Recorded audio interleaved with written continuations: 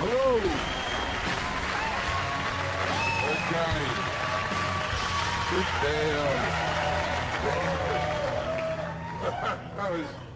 that was very nice. All right, let's start with a joke. Every time I sneeze, some arsehole in the room goes, "Do you know the sensation of a sneeze is 1/8 of an orgasm?" I don't know if you've heard this myth, but that's what people say. That's why when I'm fucking a chick, I keep a bit of pepper on the bedside table. And as I'm coming, I chuck it in her face. Because she deserves something. Well, thank you.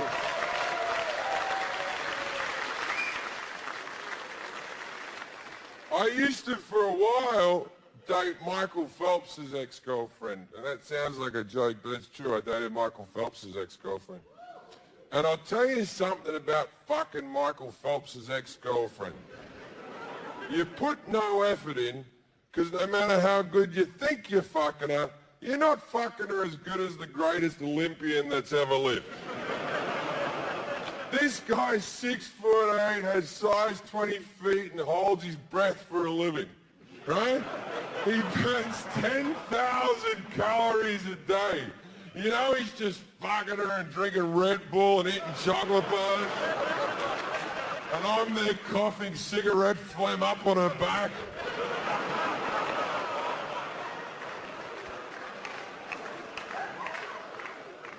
And she always used Mike against me. I call him Mike now. She'd go, "Mike bought me this handbag. Mike bought me these shoes." And I'd be like, "Mike looks like he has Down syndrome. Why don't you ever mention that?" And we don't know for sure that I'm not a better swimmer.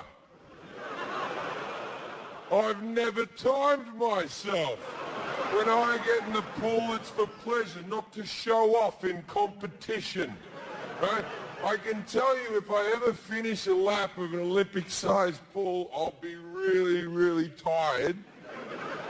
And you can only assume from that that I've been going extraordinarily fast. Mike took me here, Mike took me there. Mike cheated on you with Miss California. And I could never do that to you. It's not that I wouldn't. I just couldn't. It's Miss California. That bitch has got to be fucking tasty, eh? Like I'm on the TV a bit. I'm a minor celebrity. I could fuck like Miss Delaware is coming to mind. I don't even know where Delaware is, but she sounds fucking ugly, Miss Delaware, doesn't you? But I've got a girlfriend now. She's in the room. I got a girlfriend. She's moved into the house. A serious relationship. I'll tell you what I've been doing with the last 12 years of my life. For the last 12 years of my life, I've been traveling around the world having sex with random women. And my girlfriend has told me that that's a really sad way to live your life and kind of depressing. And it's weird, you know, because it felt like fun. I remember a lot of smiling back in the day. I have vivid memories of high-fiving a lot. But thank God she's come along to tell me that I was mistaken.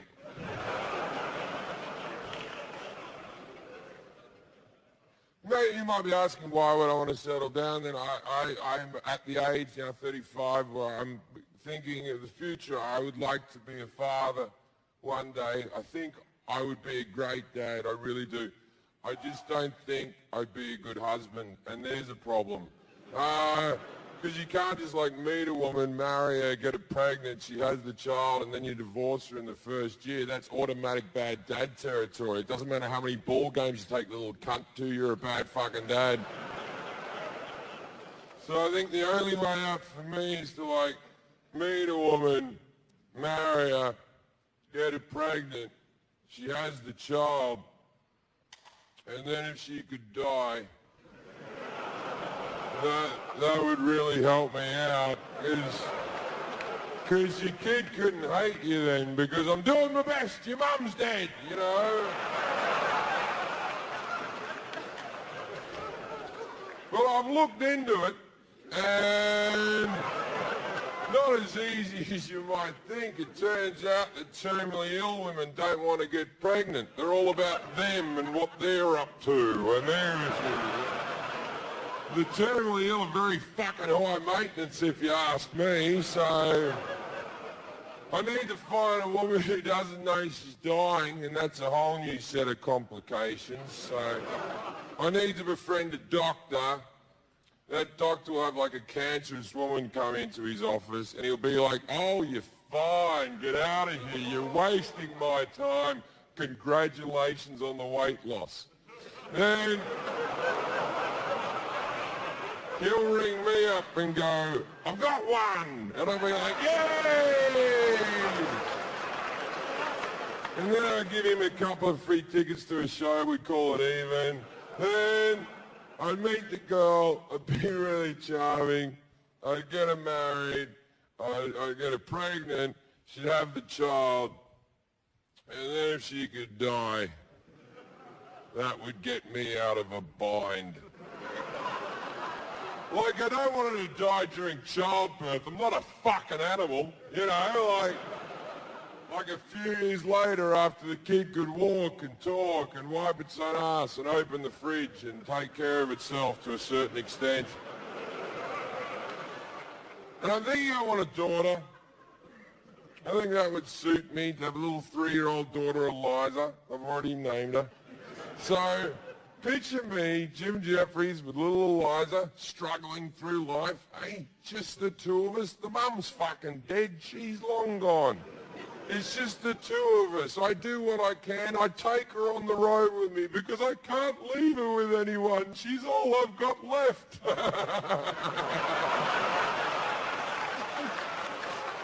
I'm fucking adorable. There isn't a woman in this room that doesn't want to suck that guy's cock. That's about as sexy as I get with the deaf fucking wife raising a little girl. And I would play that card every single day as well. Like, I'd be like in a diner with little Eliza, and as the hot waitress walked by, I'd go, "No, Mummy's never coming back."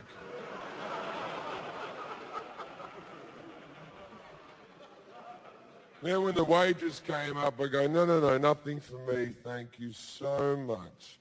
But I think someone might like an ice cream sundae. It's her first birthday without her mother. No, it's okay. We're okay. Sometimes I think she takes care of me.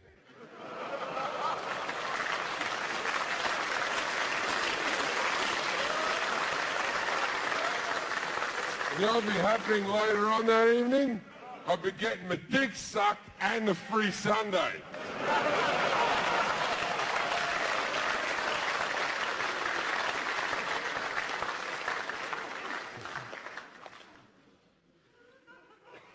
And I raised that kid good too.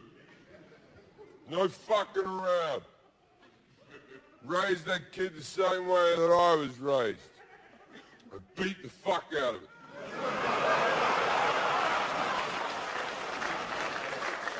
My mother broke both my brother's legs. Not both my brothers. One brother. Both his fucking legs. Scotty was under the bed going, I don't want to go to school. And Mum's going, get out right now, you're going to school. And he was like, no, I'm not, you can't make me. And she went, you don't think I can make you? And then Scott went, fuck off! Now, Gunda wasn't taking that.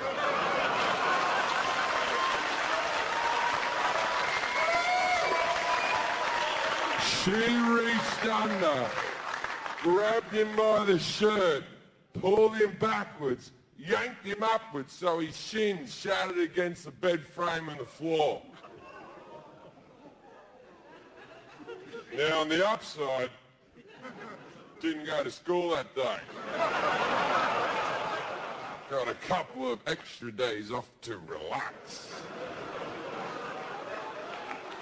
Fucking soft. You're soft people, I'm telling you. You just keep this self-esteem and giving every child a fucking medal if it runs a race.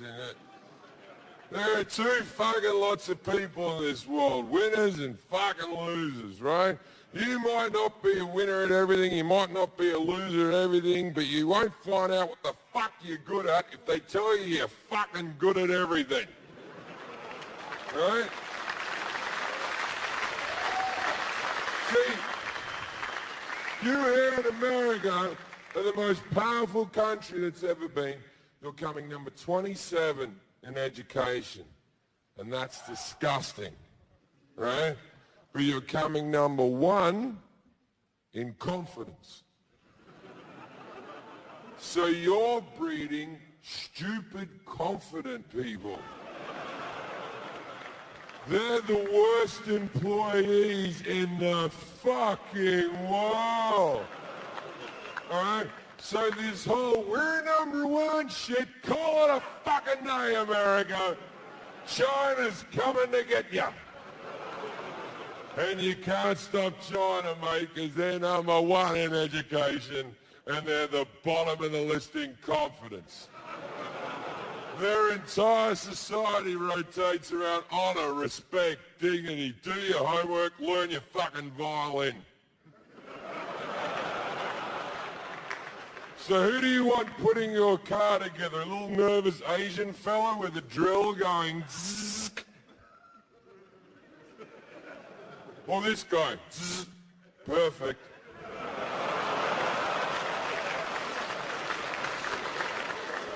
Because you can't compete with the Asians. It's not that they're smarter. They're not smarter. Their infrastructure is infinitely better. The Asians do something that we don't do. They acknowledge stupidity. If you have a classroom of American children, little Johnny isn't keeping up with the other kids, what do? Come on, Johnny, you can catch up. We believe in you. What do you think they do in China when fucking Mei Pang isn't towing the line, eh? Get out of the way, you dumb cunt. Don't talk to the smart kids. You're weighing them down. Go over there and make some shoes and help our economy, but leave them alone.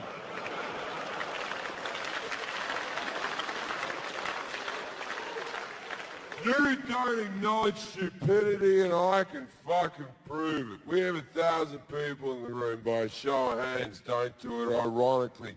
Don't do this sarcastically. Only do this if you truly believe it. Put up your hand if you truly believe you have a stupid child at home.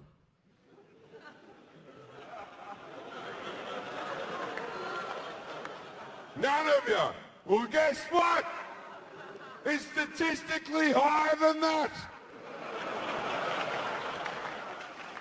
But your child isn't stupid, not your child. Your child has a learning difficulty. That's the definition of stupid. If you have difficulty learning, that's what stupid is. If you find it hard to put information in your head and recall it when you need it, That's textbook stupid. And there's nothing wrong with being stupid. I will take a nice idiot over a smart arsehole any fucking day of the week, ladies and gentlemen.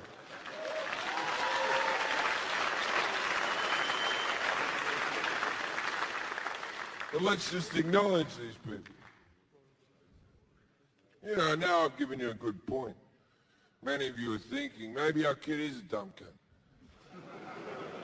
You're picturing him in his little league game, he's in the outfield digging a hole with a stick.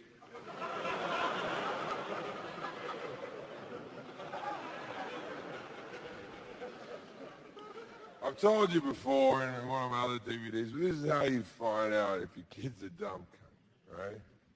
Are you a dumb cunt? Is your wife or your husband a dumb cunt? Guess what your kids are? Your kids are dumb cunts just like you, except they'll achieve even less. Now, don't be upset by this information if you're indeed a dumb cunt with your dumb cunt spouse, your dumb cunt kids, and your dumb cunt family, with your dumb cunt friends. Because society's very accommodating to dumb cunts. In fact, there are places where you and your dumb cunt family can go once a week and meet other dumb cunt families. And you can sing songs. And it's called the church. And they've never turned away a group of dumb cunts. The church loves dumb cunts. Doesn't like the smart, what with their constant questions. Smart are always asking questions, and that's like fucking cancer to religion.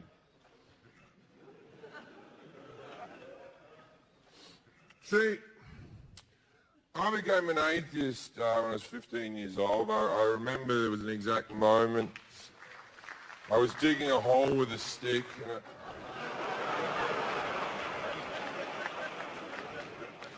Now, if you've just recently become an atheist, try to be cool about it, right? Because, especially in this country, people use atheism almost like its own religion, right?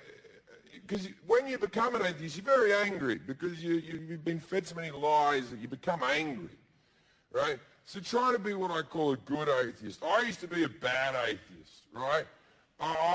Like, for example, I didn't go to a friend's wedding once because I was in a church because I wouldn't set foot in a church, right? And then, like, I couldn't go to parties because I always end up in a corner with a Christian going, "You're a fucking idiot," right? And that's no way to live your life, you know? So, you know what? You got to live and let live in this world.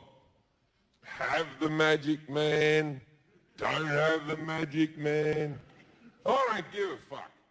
And since I have this new sunny disposition, my life's really turned around. I've got more friends. I tolerate others. I'm now godfather to 3 children, and that's retarded. Because these people know me, and they still fucking ask. They still come up and go, "Jim, will you be the child's godfather?" And I'm like, "Yes." And then I stand there in church with the priest and the parents, and the priest is holding the baby, and the priest turns to me and goes, "Jim, will you spiritually guide this child throughout its life?" Sure. Because I have no problems lying in church. What difference does it make? Now, there are 2 reasons why babies are Christians, right? There's the real reason, which is the church are trying to recruit people who can't talk. Then there's a second reason, the Bible's reason, God's reason. This is why God wants you to christen your child.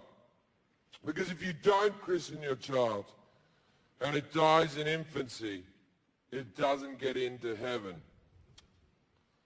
Oh. So if you are religious, your God sounds like a super guy. But if he lets one dead baby into heaven, then he has to let all the dead babies into heaven. And before you know it, heaven's just filled with fucking dead babies.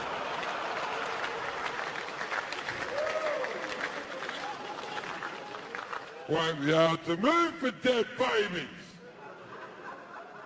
Well, let's not act like these babies didn't know what they did.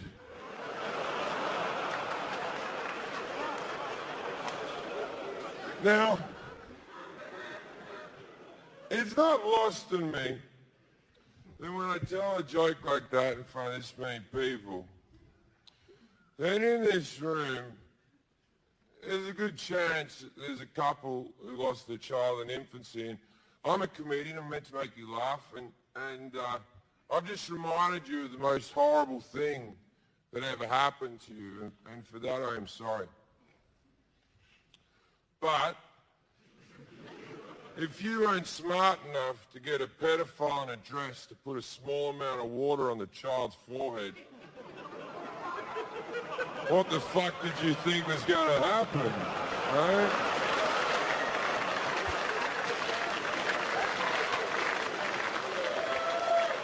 As far as I'm concerned, you're bad parents. And that's why God took your child away from you.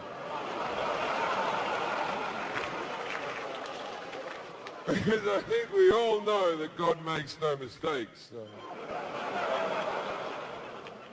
Maybe you did.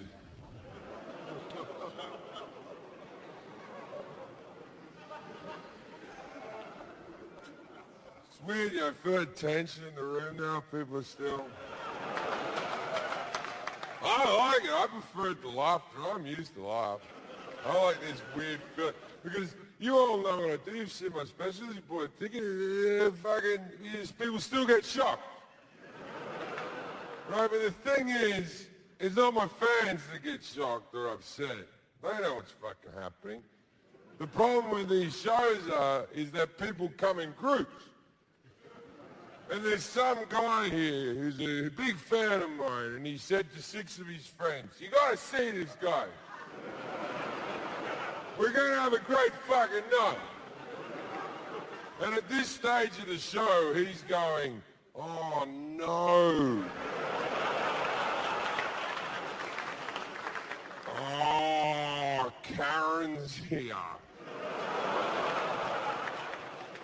Karen fucking loves God.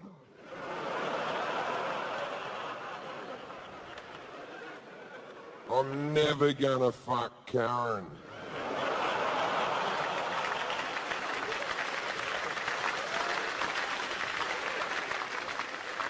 Then afterwards, I'll be outside having a drink in one of the bars around the place, and afterwards, Karen will see me and she'll walk up to me with a smile like this. She'll come and go.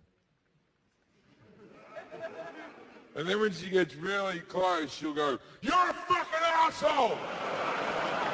And I'll be like, oh no, you don't want a photo, right? And then her friends will sort of drag her away, and as she's being dragged away, she'll yell something out like, God loves you, Jesus loves you, some bullshit like that. Because Christians have this belief that there's a man on a cloud that loves them. Let's say he exists. He doesn't fucking love you. I've heard Christians say that my God loves me unconditionally. No such thing as unconditional love. That's a load of fucking bullshit. My mum always throws that one out there. My mum always goes, Jim, I love you no matter what. I love you unconditionally. And I always think to myself, what if I cut one of her tits off? What if I just got a rusty blade and started hacking into that obese woman's breast? And, like, would she still love me? She might. I'm not willing to test it, but I can tell you for sure, that God does not love you unconditionally. I have already given you a condition. If you don't put a small amount of water on a baby's forehead, it burns for eternity. That's the condition of a fucking psychopath. Like, if God showed up at a party, he'd be the least welcome person in party history. Like, everyone would be having a good time, then someone would go, "Don't look up."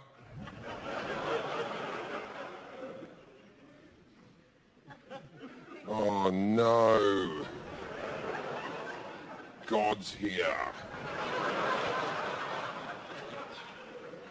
Hey God, how are you going? We didn't know you were going to be here. Yeah, well, I'm fucking everywhere, aren't I? So why the fuck wouldn't I be here? Well, God, it's really great to have you here. We're really happy you're here. And God's like, everyone, can everyone please be quiet and look at me right now? I've come down to tell all of you, I want you all to know that I love all of you unconditionally. And they're like, thanks for that, God, we really appreciate that. And they go back to their party. And then God goes, is that all you have to say? Sorry, God? I just said I love you? Oh, fucking shit, yeah, we love you too. Good. Because you know if you don't, you'll fucking burn, right? Yes, God, we really love you. We really love you. Do you love any other gods? No, we don't. We really don't. Okay, cool. Sorry, everyone. I'm sorry. I've had too much to drink. I'm sorry. Then they go back to their party, and obviously God's not getting enough attention. He pipes up again. Everybody, one last thing. I know you all said you love me, and that's really cool of you. I want you to do one more thing for me. Now, I want to point out that you won't burn if you don't do this, but it would go a long way not to burning if you get my fucking drift. Right? It would be really great if you could all sing songs about me.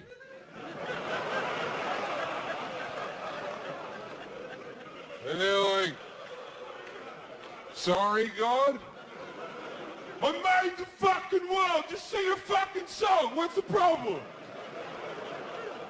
And they're like, yeah, we can do this, can't we, gang? Let's sing some songs for God. And they start singing some gospel music. And they begin with, God's fucking digging it. He's just...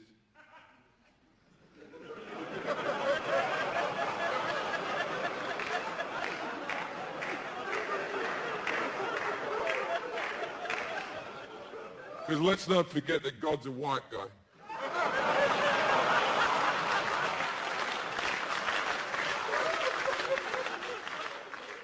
And halfway through this song, God starts to turn.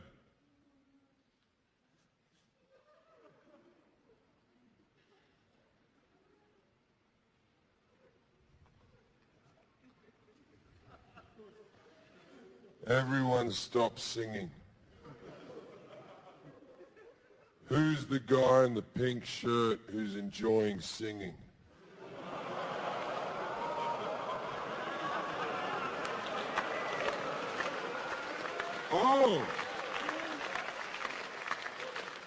Oh, that's Brian and his boyfriend.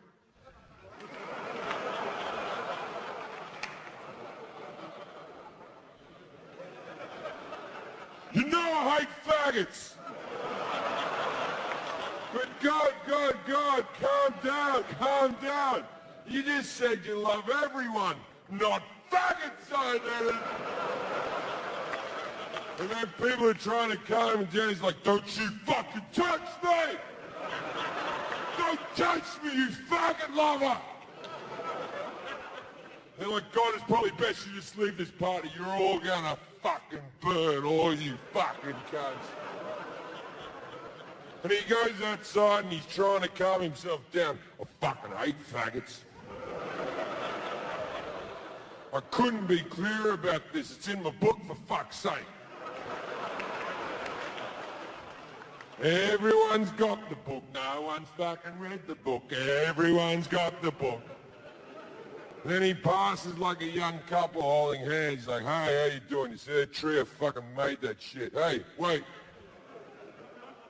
Wait. You two married? No. Well, don't fuck each other. I hate young people fucking, and I hate faggots. I also hate people eating shrimp. I mentioned that 8 times in my book, where I only mentioned twice that I hate homosexuals. But people seem to really enjoy eating shrimp, so I've forgotten about that rule. But I'm still very certain I hate faggots.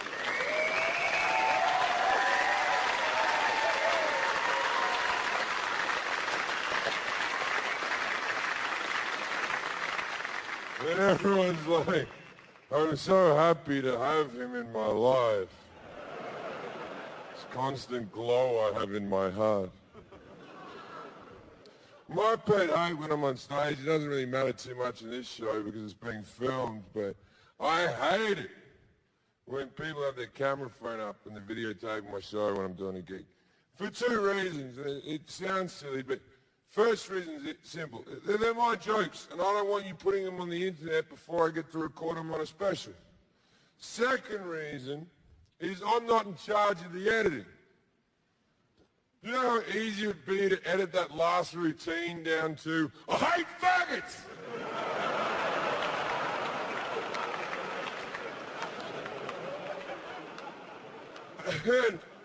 And I'd be getting interviewed and someone would go, Jim, why do you hate homosexuals so much? And I'd be like, I don't hate homosexuals. And then they'd show me the clip and I'd be like, oh no.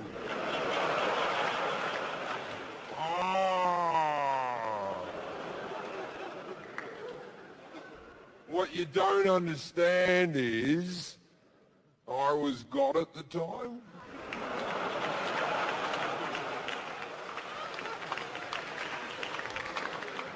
God doesn't like homosexuals. And I don't hate gay people, I'm pro-gay people, man. I protested for gay marriage.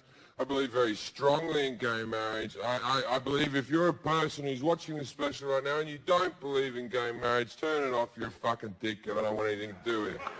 Anyway. And my reasoning is so simple, right?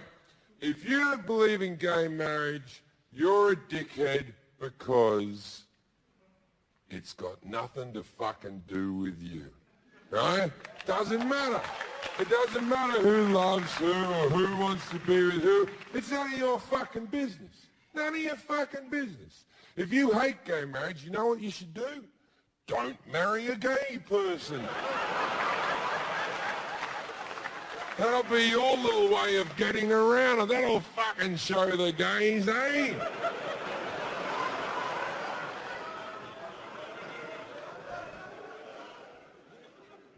I like to be gay. That'll fucking suit me. I studied musical theater at university. I'm wearing leather without a shirt underneath.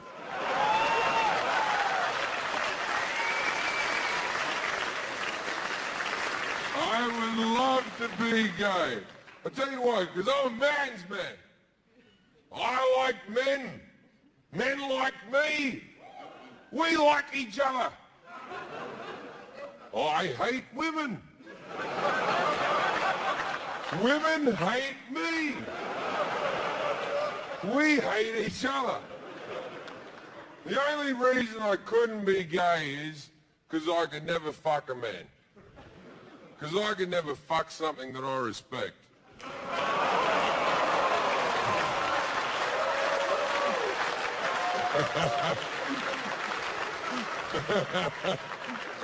That's a good fucking joke, eh? That's a good joke. You know what, that joke's what I call an awkward car ride home. You know how many men are going to be driving home with their girlfriends or wives this evening and they have to do this one? They got to go, what joke? Oh, I don't remember that joke. I laughed at it. Me. That doesn't sound like me.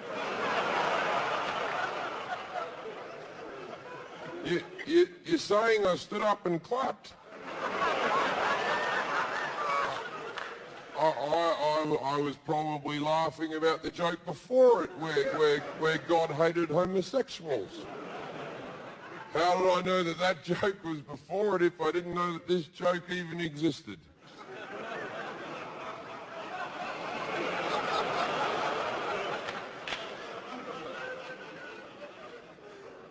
Your mother's a cunt.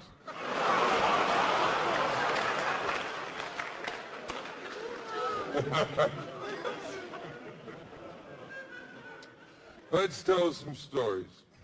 Now, this first story, the first bit of this story you should already know. In the same way that you know things like, don't kill people, try not to rape. When you're on an airplane, there's a thing called plane etiquette, and it goes like this. Window gets an armrest and a wall. Middle gets 2 armrests. Aisle gets an armrest and a little bit of extra leg. We're not fucking animals, we live in a society. So I was on a flight from Los Angeles to Houston and I had the middle seat and that sucks balls. So I'm sitting there with 2 armrests. Next to me is a petite young lady, she's doing her job, armrest wall, I'm in the middle, 2 armrests. Sitting next to me here is a great big black man who's as gay as the day is long. He sits down next to me and we do the niceties. Hello, hello. And then with no issue whatsoever, he sees my elbow there and he just went, chock. And I went, no, I'm pretty upset, but he's a big fucking guy and it's a long flight, so there's no need to get into an argument. So I have that argument that you have in your head where the other person doesn't know you're having an argument. Where you're like, you're a fucking asshole. And if you said this, then I would say, well, good sir, I think you're mistaken. Right? So I sit there festering for like 45 minutes and eventually the air stewardess comes with a drink cart. Now why I'm on air stewardesses, right? Whenever you watch a movie set in the 60s and they show air stewardesses or an old TV show, that show like Pam Am or something, they always depict air stewardesses as these hot young things with a pillbox hat and a little bun and big tits and a small waist and holding a bag going, like that. I don't think any of those women have retired. This thing was just being propped up by the drink cart. 50 years of recycled air had made her skin drip off her skull like the end of Raiders of the Lost Ark. She comes up. The guy reaches over for his drink and his pretzels, armrest open, bang! I'm back in. And I'm not fucking going anywhere either. He puts all of his things down in his tray and he goes to put his elbow back, but he fucking can't, can he? He can't, because there's a wall there called Jim Jefferies and he can't fucking move it, right? And he's pushing, and I'm acting like I can't feel it, like this, but casual like.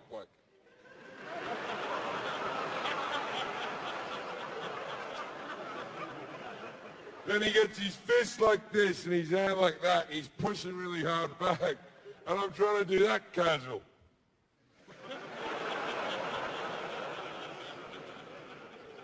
But he's much bigger than me, and eventually I have to give in. I just went chock. So I turned to him and said what needed to be said. Why are you such a cunt? Now, I understand that that word in this country isn't as popular as maybe it should be. People were freaking the fuck out. They were going, he just said it, I heard him say it. Called that man a C-bomb, I heard him say it, Bob. Called the man a C-bomb, Bob.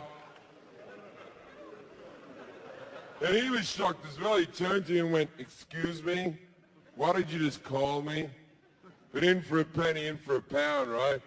And I was there going, a cunt, sir. I called you a cunt. And he said, are you upset because you're trying to take my armrest? And I went, you don't know plane etiquette. Window gets an armrest and a wall. Middle gets two armrests. Aisle gets an armrest and a little bit of extra leg. We're not fucking animals. We live in a society.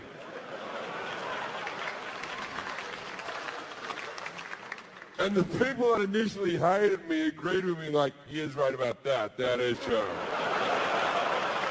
That is true. We do live in a society.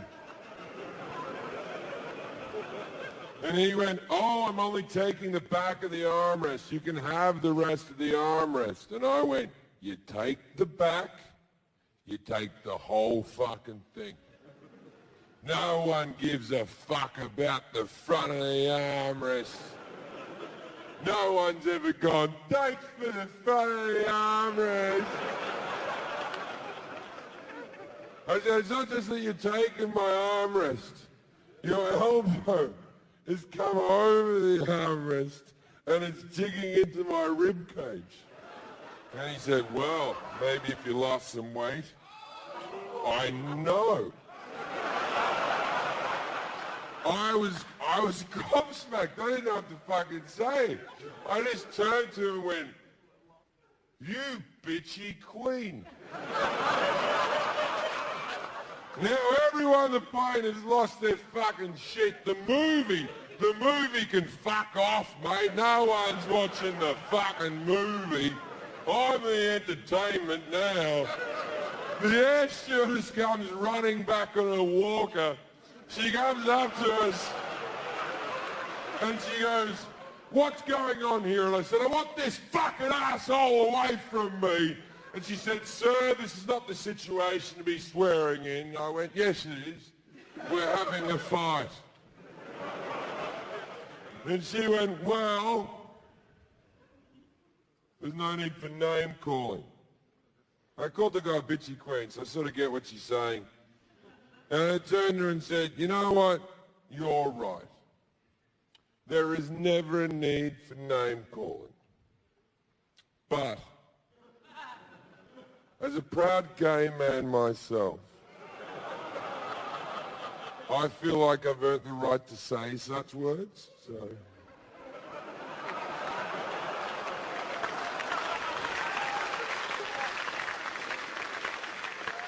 She apologized. The gay guy knows I'm fucking lying. He's fagging the fuck out, just.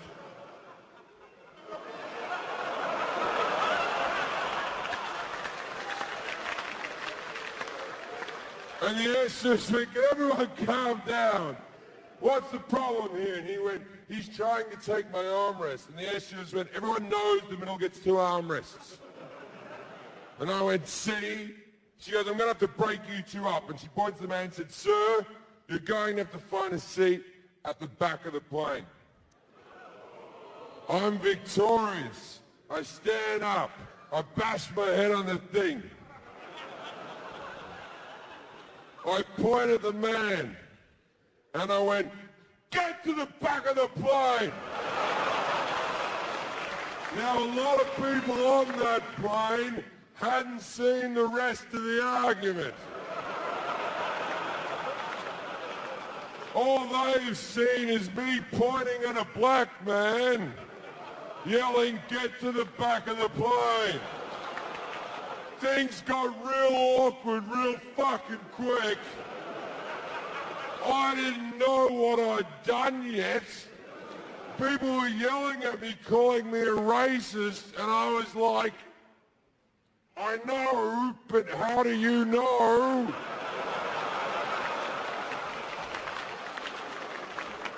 Then a guy threw a bag of peanuts in the back of my head and said, "Sit down, you limey bastard."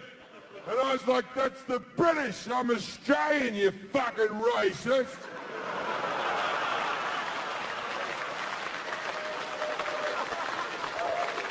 Which would have made a lot of sense if being British or Australian was a race and not a nationality. But at that stage, I was clutching at straws, really.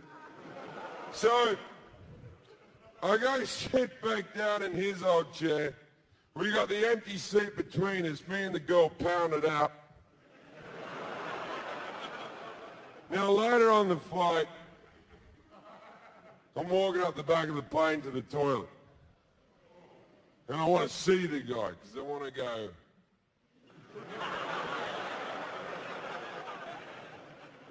And I get all the way to the back of the plane, I don't see him anywhere. I'm about to go to the toilet, and then I see his leg around the corner. There were no more seats. This is a full flight. He's sitting in the air stewardess's landing seat that folds down with a seatbelt over the top like he's in a fucking go-kart. I put my head around the corner and went, "No armrest here, dickhead." And the air stewardess went, "You get back to your seat," and I ran away like a child, like,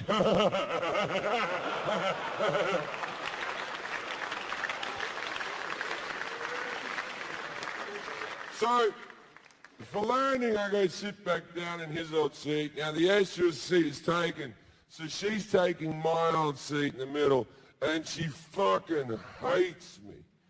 And I'm taking both armrests, fuck her. And as we're landing, the guy over the aisle leans over and goes, "Excuse me, you're Jim Jefferies, right?" And I'm like, "Yeah, man, how you doing?" And he went, "I had no idea you were gay."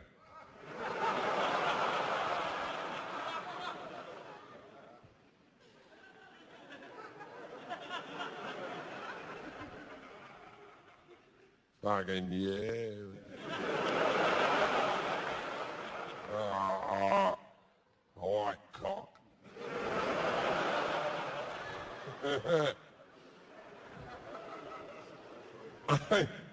I threaten any like fucking techno DJ guy who's watching this special to make some song out of "I hate faggots, I like cock." I hate faggots, I like cock.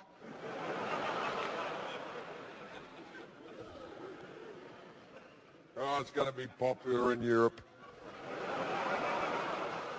Now, this last story happened 5 years ago and involves a very famous movie star comedian. I won't say his name as he comes out of this story very poorly. 5 years ago, I was performing at the Just for Laughs Comedy Festival in Montreal.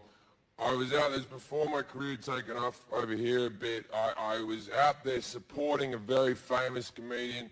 I was just doing the 10-minute warm-up in a big theatre like this. And for me, it was a great stage in my career because I'd never been flown overseas to a gig. I'd never met a movie star, never performed in a theatre. It was exciting times, you know. I get to the stage door after the gig, and there's like 300 people waiting in the alleyway just to get this guy's photo or an autograph or something. And I'm standing up to the side like a bit of a douchebag, like. And then these two 18-year-old French-Canadian girls come up and start talking to me. Now, one of them's all hot and 18 and, right? And the other one's more,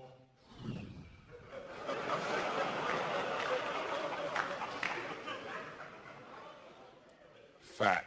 So, I'm talking to the two girls. Eventually the movie star stops doing photos and he walks over and the girls lose their fucking shit, right? We go out drinking. It gets to like 4 in the morning and they yell last orders. Now every man knows this moment in the night. You've been working on a girl for hours. You haven't closed the deal. They've turned the lights on. They've yelled last orders, and you're in that pressure cooker of time where you have to go, oh, you want to fuck? Right? So, I'm going to let you in on a little secret, which a lot of comedians do, and I'll tell you what I did in this situation. I said to the girls, I said, hey, let's stay out drinking. And the girls go, we can't. All the bars are shut. And I said, not the bar back at our hotel. The bar at our hotel is still open. Now, I should mention at this stage of the story that I knew full well that the bar at the hotel was not open. We get back to the hotel, the bar's shut, and I'm like this, oh no! This is fucking bullshit. Thank fuck I have drinks up in my room. And then the girls come up to the room and the spider web of deceit is complete. Now, we're all up there drinking. After about 15 minutes, the other comedian becomes what I can only call rapey. He wanted the two girls to kiss each other, but he wasn't doing that drunken, how about you two start kissing? He was grabbing the back of each of their heads, going, do it! Kiss each other, do it! Now, I was sort of in awe of this guy, so I was kind of nervous, so I was like, ah, don't do that. But there's a bit of my brain going, but if you pull this off, I'm right there with you. Right? The guy sort of checks himself very quickly. He's like, oh, I'm sorry, Jim. I'm sorry, girls. I don't know what came over me. We forgive him rather quickly. We continue on drinking. About 40 minutes later, we run out of Coca-Cola to mix with the Jack Daniels, so I go to the vending machine to get more Coke. I come back in with all these cans of Coke under my arm. Now, obviously, since I've been away, the rapiness has surged back through his veins because he now has one of the girls pinned up against the wall and he's tearing at the top. The other girl's on his back trying to fight him off. Now, as exciting as it was to see my first rape, I really felt like I should intervene, but I was nervous, so I was kind of like George McFly from Back to the Future.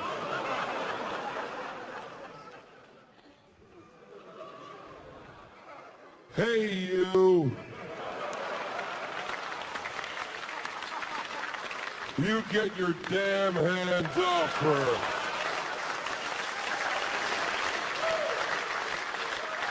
And he gave me the most evil look I've ever had from another person. He slammed that girl against the wall. He fought the other one off his back. And he looked at me and he goes, I'm going to make sure you never work with me again. And you girls can fuck off as well. I'm going to bed. Then he storms out of the room and he slams the door behind him. Now, the girls are about to cry, so I've got to keep things upbeat. Right? You know when you're with a child and a child's fallen over and there's a small window of time where the child doesn't know it's hurt itself? And if you just go, ah! The kid sort of goes, oh, what's happened? So he stormed out, the girls are about to cry and I'm literally going, whoa! Oh, someone had too much to drink now, didn't they? Oh, don't cry. I'm not gonna rape you. Look. Look. I'll lock the door, okay? He can't get back in. But you can't get out. No, I'm joking. There's no rain. So the girls calm down. I go over to a table in the room and I start cutting up a gram of coke. Now I turn around to offer the girls a line, but the look of horror that is on their faces. These are 18-year-old girls. They've never seen cocaine. I might as well turn around with a belt around my arm holding a needle just... So as soon as I saw their faces, I tried to downplay the situation, so I went,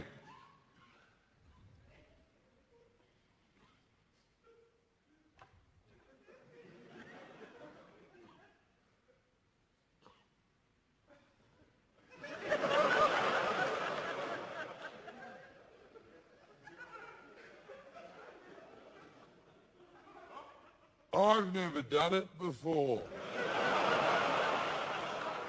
The bad man gave it to me. It's probably horrible. I'm going to throw it away. So I gently scrape the coke back into the wrap. And for a man who allegedly never taken cocaine in his life, I fold the wrap up like an origami ninja.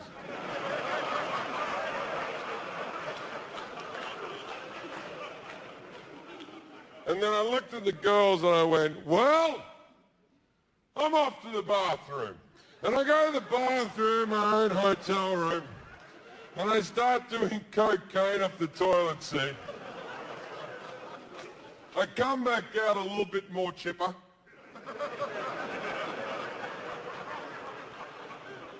I lay down between the girls. Every 10 minutes I'm getting up and doing cocaine. I'm coming back. I'm still drinking whiskey after whiskey.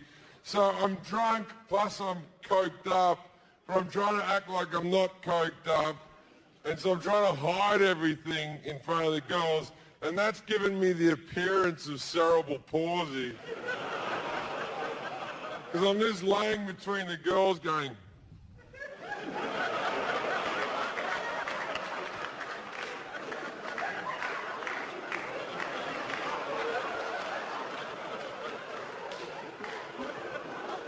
And then the hot girl goes to the bathroom, and the big girl gets on top of me and starts making out with me. And I'm so wasted, I don't give a fuck. I'm taking all comers. I'm like, big fat person. It's like extra person, right? And then the hot girl comes out of the bathroom, and the big girl gets off me as though nothing had happened. She makes a hell of a sound. And then the big girl goes to the bathroom, and the hot girl starts making out with me, or I start making out with her, or who can remember? So when the other girl comes back from the bathroom, I spring to the end of the bed, and I went, look, here's the deal. We've all been making out. We should all get naked and fuck. And the big girl's already taken off her top like, yeah, let's do this. And the hot girl goes, I don't want to do that. So I pointed at the big girl and I went, your job is to convince her.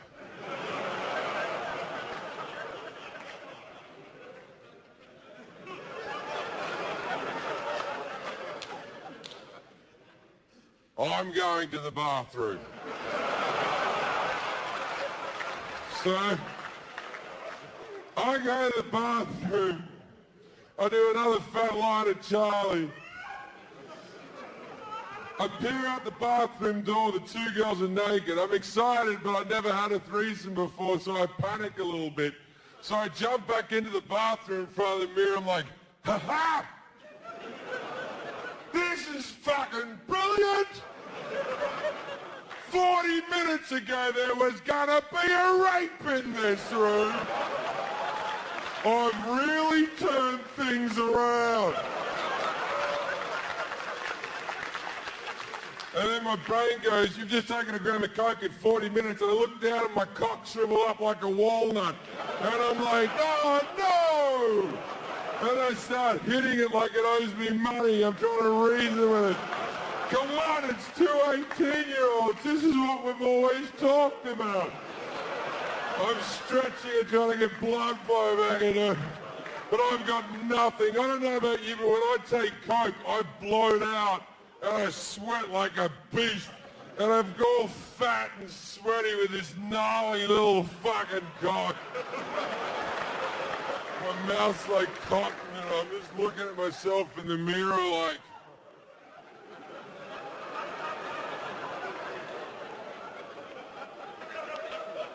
this is you. So I just owned it, and I just walk out all fat and gross, like, hello, ladies. The big girl's going down the hot girl. The hot girl's head's at the end of the bed. So I put my flaccid cock into the hot girl's mouth, which sounds like an aggressive move. And it was. And she's sucking on this flaccid whiskey coke cock. And I've got no decorum. I'm just over her head going, and my gut's resting over one of her eyeballs like she was a mink pirate. And I'm sweating profusely from my forehead into the other open eyeball. And after a minute and a half, she pulls my cock out of her mouth and goes, we're not doing this anymore. And you know what I thought at that moment? Good call.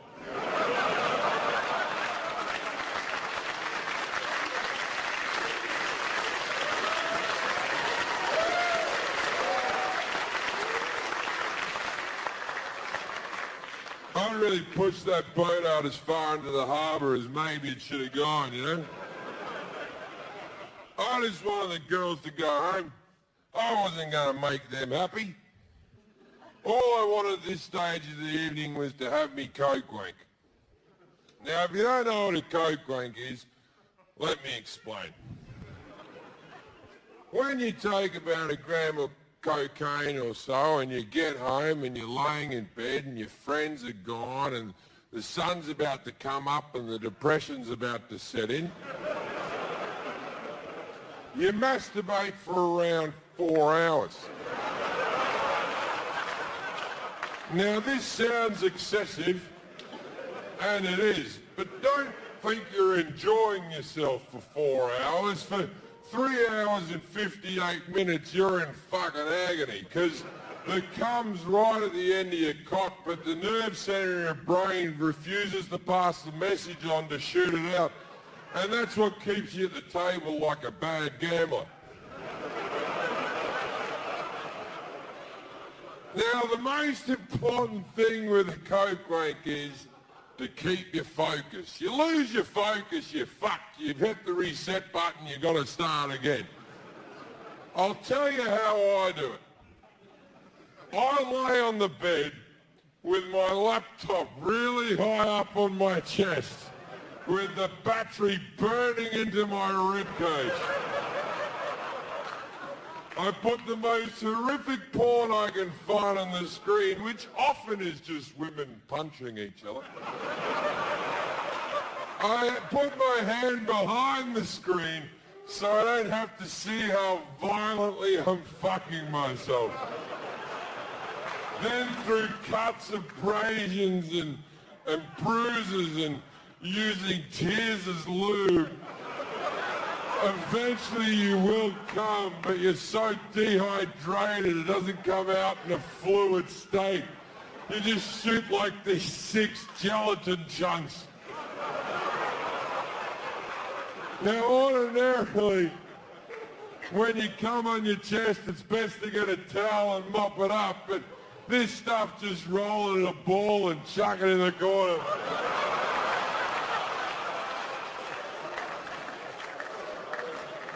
then after you come, you realise something you didn't know before.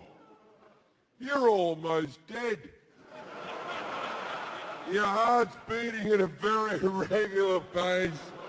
Your mouth's like cotton. So you peel yourself off the mattress to get water. But your thighs are cramping up. You walk away, you turn around, you see a sweaty outline of your body on the sheet. And it looks like the Shroud of Turin.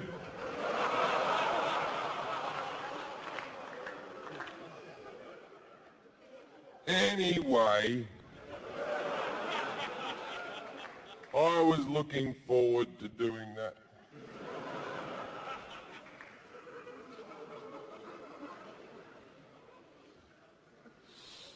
So I said to the girls, I said,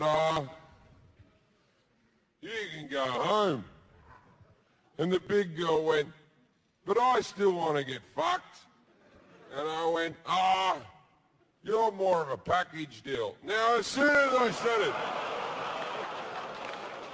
I felt like a fucking asshole, right? One of the great things about being an offensive comic is you can cover your steps very quickly by going, I'm kidding. I'm crazy. Wah. So I did that. I went, I'd love to fuck you. I'd love you. I was kidding. I would love it. Wah. But I can't fuck you in front of your friend. And she points to the friend and goes, you get in the bathroom while I fuck him. And I went,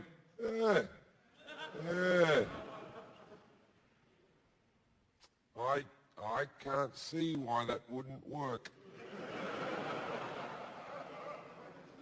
Now I've got to fuck, it would be rude not to. You can't be willing to fuck someone in a couple and not be willing to fuck them as an individual.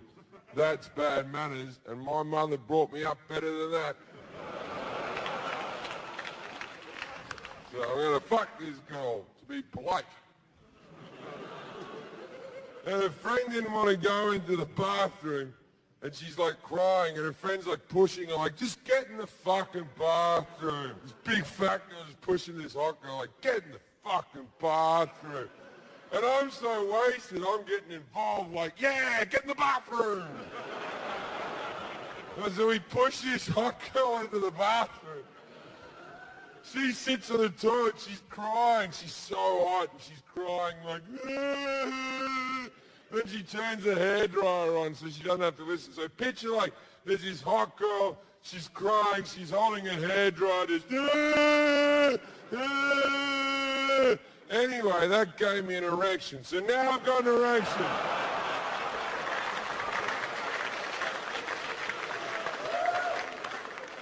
Big question. Do I wear a condom?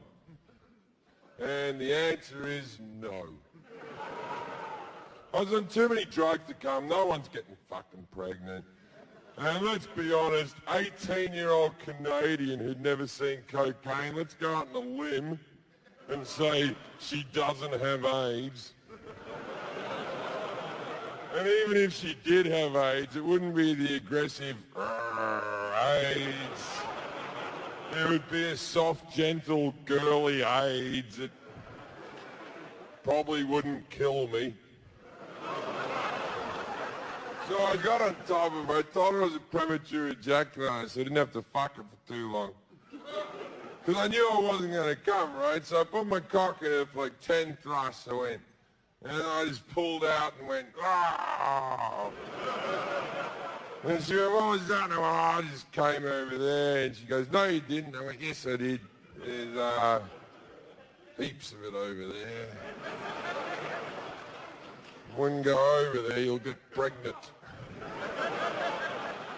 It looks like a Jackson Pollock painting over there. Anyway, then we let a friend out of the bathroom. The girls got dressed and they went home. Now that should be the end of the story. But it's not. That story happened 5 years ago.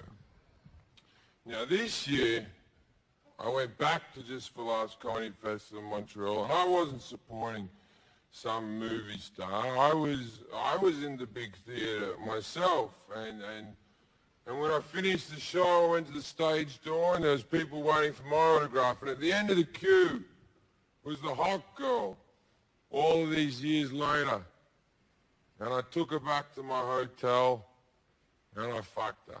Now, the reason I tell you this story is because you should never give up on your dreams. Ladies and gentlemen, thank you so much. Good night. Bye-bye.